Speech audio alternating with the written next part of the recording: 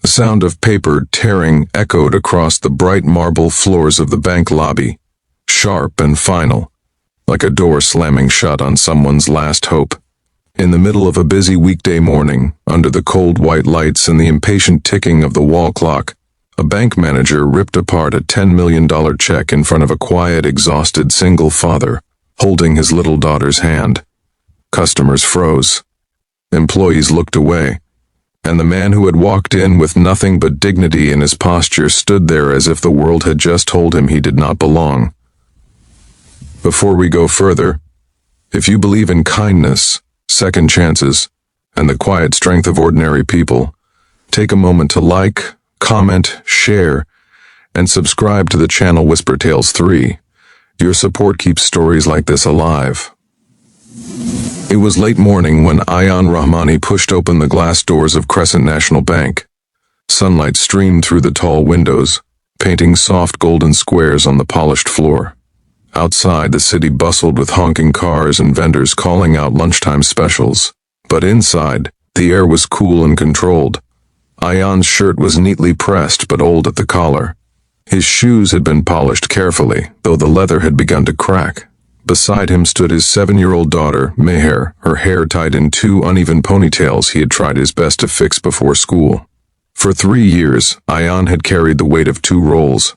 After his wife passed away during a sudden illness, mornings became a blur of packing lunches, braiding hair from YouTube tutorials, and rushing to his modest job at a small logistics warehouse.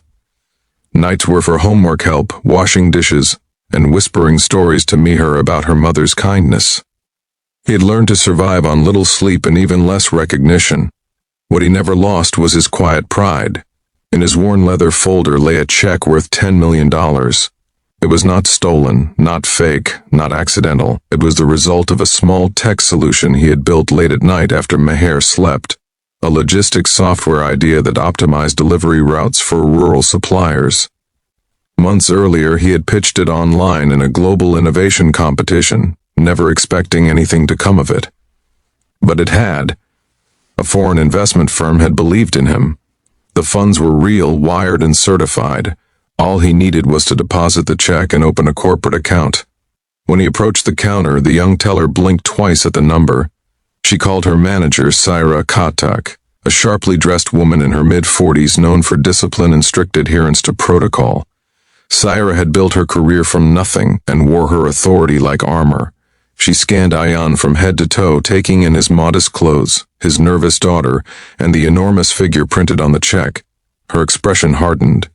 She asked questions rapidly, her tone clipped and doubtful. Ayaan answered calmly, explaining the competition, the emails, the verification letters. He handed over documents, certificates, identification, but doubt had already rooted itself in her mind. To her, he did not look like a man who handled millions. He looked like someone who struggled to pay monthly bills. The lobby grew quieter as whispers spread. Saira's voice grew colder. She spoke about fraud, about forged instruments, about wasting the bank's time. Then, in a gesture that would freeze the room forever in Ayaan's memory, she tore the check cleanly down the middle. The rip sounded louder than it should have. Meher flinched. Ayaan did not move. The pieces fell like confetti at his feet. In that moment, humiliation burned hotter than anger. He felt every sleepless night, every sacrifice, every silent tear he had hidden from his daughter gather behind his ribs. Yet he did not shout, he did not plead. He simply bent down, picked up the torn halves, and held them together carefully, as if trying to mend more than just paper. It was then that another presence entered the lobby. Tall, composed, and dressed in a simple gray suit, Imran Qureshi, the regional director of the bank, had arrived unannounced for a routine inspection. He paused near the entrance, sensing tension in the air. His eyes moved from the scattered paper to Ayaan's steady face, then to Saira's rigid posture. Imran asked for an explanation. Saira spoke confidently about preventing fraud, about protecting the institution's reputation. She emphasized the suspicious nature of the transaction. Imran listened without interruption. Then he turned to Ayaan and requested the supporting documents. Ayaan handed them over quietly. Minutes passed as Imran reviewed the paperwork. The verification codes checked out. The international firm was legitimate. The competition had been covered in reputable publications. Ayaan's name appeared clearly as the winner of a major innovation grant. Imran looked up, and the atmosphere shifted. He addressed Ayaan with respect, calling him sir in front of the entire lobby. The single word carried more weight than the torn check. Employees straightened. Customers exchanged glances. Saira's confidence wavered for the first time. Imran apologized formally for the misunderstanding and assured Ayaan that the bank would not only process the deposit, but also assist him in setting up a premium business account with full advisory support. He instructed the staff to arrange a private office immediately and to expedite all services. For a brief second, Ayaan closed his eyes, not out of triumph, but relief. It was not about the money anymore. It was about being seen. As the day continued, the bank transformed from a place of quiet judgment to one of hushed admiration. Employees who had avoided eye contact now offered polite nods. The torn check was reissued electronically within hours, funds verified and secured.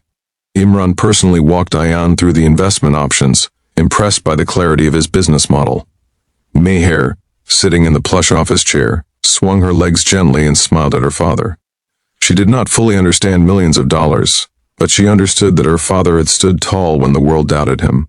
News of the incident spread internally within the bank's leadership.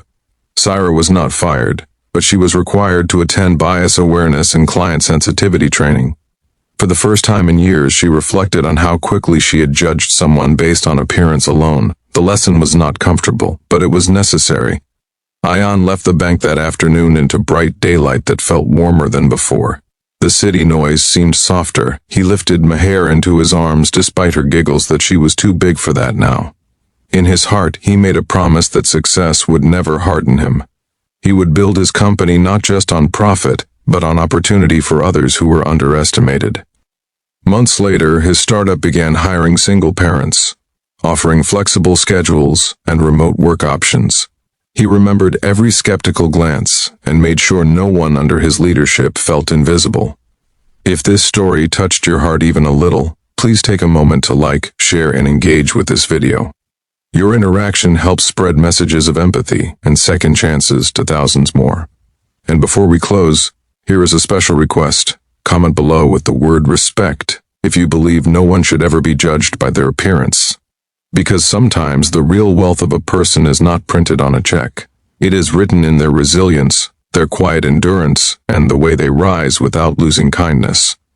On that ordinary sunlit morning, a single father walked into a bank carrying $10 million on paper. But he walked out carrying something far more powerful, the dignity of being recognized, and the unshakable belief that even when the world tears your hopes in half, integrity can stitch them back together.